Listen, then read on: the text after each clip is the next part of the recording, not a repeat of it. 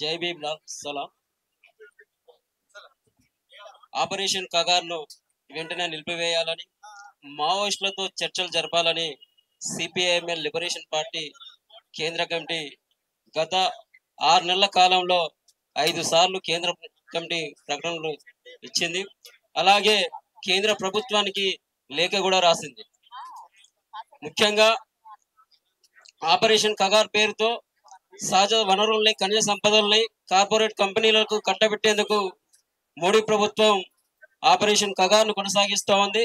అందులో భాగంగానే చట్ట విరుద్ధంగా, రాజ్యాంగబద్ధంగా హత్యలు చేస్తూ ఆదివాసీ హననానికి పాల్పడుతున్నటువంటి విషయం అందరికీ తెలిసిందే. ఈ హననంలో చిన్న పిల్లలతో పాటు మహిళలు కూడా, ఆదివాసీలు కూడా ఎక్కువ సంఖ్యలో ఉన్నటువంటి పరిస్థితి.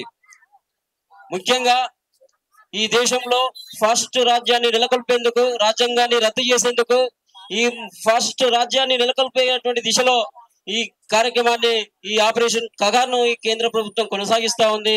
దీన్ని వెంటనే నిలిపివేయాల్సిందిగా మా పార్టీ తరపున ఉన్నటువంటి 2 ఎంపీలు, అలాగే బీహార్, జార్ఖండ్ లో ఉన్నటువంటి 14 మంది అసెంబ్లీ ఎమ్మెల్యేలు కూడా బలంగా మా పార్టీ వాయిస్ వినిపిస్తా ఉన్నారు.